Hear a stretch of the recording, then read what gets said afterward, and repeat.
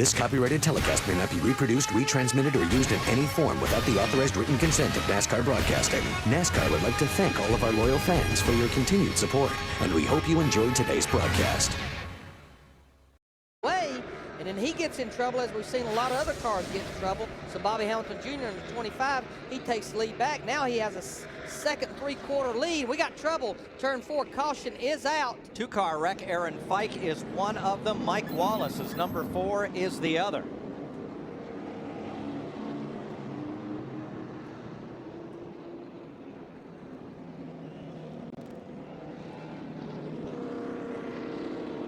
The left front on Fike's car, minus all of its sheet metal.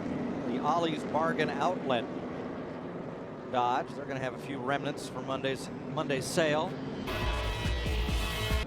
A new leader in Nashville and the second caution flag of the day. Bobby Hamilton Jr. went past the 38 for the lead.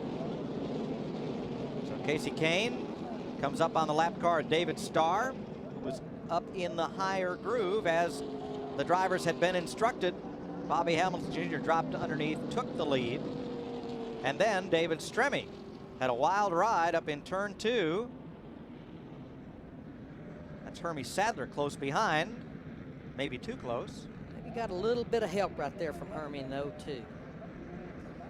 Brought the caution out. I want to tell you who this caution could have been a break for is we finally gets to pit road, missing pit road completely on the green. Very costly mistakes for 2 good race cars.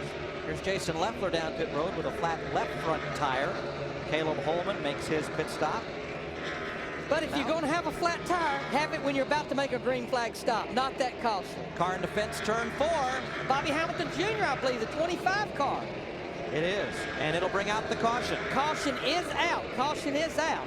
And Casey Kane may get the break he needed. In fact, it's going to be a big break because I don't think Clint Boyer has stopped. We're going to have just a handful of cars left on the lead lap. Yeah, the bad news for Casey Kane, as I just had said, he's now going to have to use his final third set of tires here with a bunch of laps to go in this race. Over and challenge Ron Hornaday. Patience, never mind. Boyer takes it 3 wide. But look at the leader right there that was leading the race, Ron Hornaday. He gets tapped from behind right in front of the entire field. Michael Waltrip got him. And here comes everybody. Now, Hornaday was leading the pack, but not leading the race. He was trying to stay on the lead lap, the tail end lead lap. So was Robbie Gordon. In my book, those guys were not showing a lot of patience right there, though. Nobody was. Now, Robbie Gordon, the 55, he will get back on the lead lap because he was in front of the leader. But there you see all the damage to Michael Waltrip in the 99 car. He was running in the second position. Yeah, he got into Hornaday, whose car was spun and stopped. Should be right in the middle of turn 3 and 4 as they head off into the corner. Take a look at it right here. There you see Robbie Gordon, the 55, had already got in the back of Ron Hornaday in the 2 car. There you see him sideways. Johnny Sauter going to the bottom. There's our leader, Clint Boyer. And there's where Michael Waltrip in the 99 just wasn't sure which way he needed to go with cars on the high side, low side. Gets a lot of damage to the left front. Tough break to put out the 4th caution of the afternoon. Here, shootout. Yeah, Casey Kane in the 38, I mean, with 5 laps to go, I think he's a sitting duck, Mike, because he has 75 laps on those tires, and everybody behind him, there you see, and Kyle Busch can get a very good restart in the 5 car, but now we're hearing that the 55, Robbie Gordon, did have a set of tires left, so everybody on the lead lap, with the exception of Casey Kane, was able to change 4 tires as Clint Boyer is coming to the line with 4 to go as a leader. Tell you who else is lit up is Michael Waltrip. He's right on the tail end of this pack of lead lap cars, 7 of them, as they hunt down Kyle Busch for 2nd place, and they're using up all the racetrack. And Clint Boyer, the rookie, after Texas, he's going from 0 to hero if he can hang on and win this. Yeah, now Casey Kane in the 38 car, he has fell behind everyone that has 4 tires. But, boy, we're going to have us a battle here with 3 laps to go. We got the top 6 cars right there together in a line. And Kyle Busch is coming. He is closing it right back up on Clint Boyer. 1 car up and slams the wall. Drifts down in front of traffic. but he's going to be able to keep going. Is that Yaley? J.J. Yaley It in the is. 18 car. We have no caution, though, and NASCAR's trying to get him to get down and get off the racetrack. We got a battle for the lead down the backstretch, though. Here Kyle comes Busch Kyle in the Busch. 5, side by side with Clint Boyer under 21. Watching him, watching the flag man. No sign of yellow. Busch has the lead. Boyer wants it. Here comes Benson. They are almost 3 wide as they come off the corner. No caution. Here come the leaders. Boyer holds it. Busch is right with him. 4 cars under a blanket. 2 by 2 and 2 to go. And Yaley is off the racetrack. He's out of harm's way. Here they come, and Kyle Busch is going to try to hold him off. Boyer taps. Oh, they're sideways. Look at Robbie Gordon on the high side. He gets all 4 cars, all the leaders. Caution comes out as Michael Waltrip makes the pass. Now remember, the field was frozen when the caution came out, but the cars that caused the caution, they are not able to stay on the lead lap or get the free pass. Larry, as I saw it looking across the track, at the moment the starter lifted the caution flag, Michael Waltrip had passed those cars to take the lead. And a fellow who was down in the mouth all weekend about his Busch program just not coming together is probably going to go to victory lane. They are still crashing down the front straightaway as they come to the line. Yeah, Michael started back in 22nd position. We did get the white flag.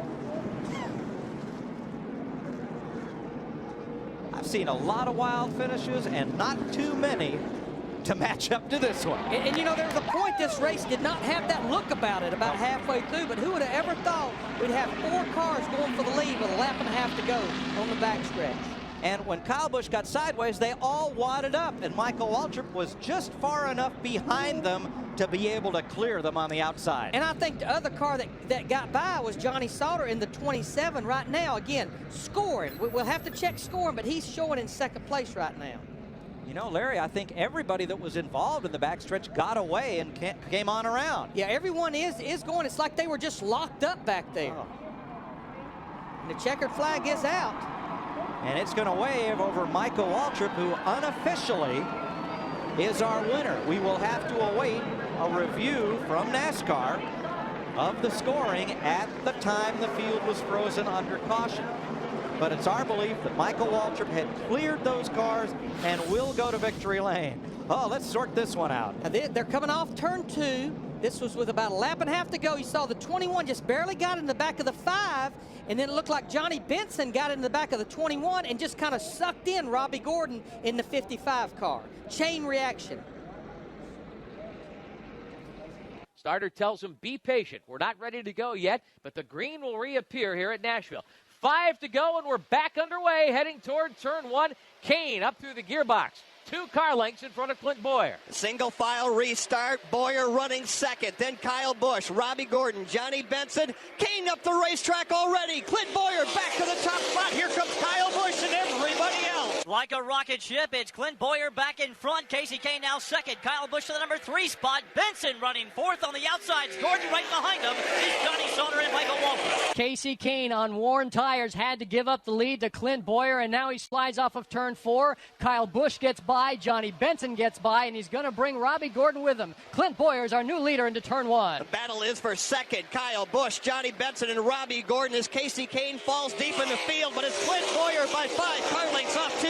And now Kyle Busch trying to draw away from Benson as he can. If he goes into turn number 3 and 4, he cuts it down to about 3 car lengths of advantage. Benson running 3rd. Kyle Busch is the driver on the move. 2nd spot in that Rick Hendrick machine, the Lowe's Chevrolet. He's trouble in closing turn in. 4. J.J. Yaley hard into the outside retaining wall. Nobody else involved as he continues on down the front stretch. And we will stay green for the moment. Officials looking down at turn 4 to see if Yaley can get that car off the wall, but he's cut down a tire. Sparks showing under the Home Depot Chevrolet, and we may well go back to caution. We'll see, though. He's still on the racetrack heading toward turn 1. Kyle Busch has gotten by Clint Boyer. We are still under the green flag, and Kyle Busch and Clint Boyer are battling through turns 3 and 4. Contact was made. Boyer will beat him back to the stripe, but Kyle Busch is right at Boyer's right elbow. They'll go into turn 1 side by side. Double file for the front of the field. It's Kyle Busch swinging around the outside of Boyer, but Boyer's not done yet. Here comes, trouble. Busch goes around. Everybody goes around the top side of the field. The leaders are spinning down the backstretch.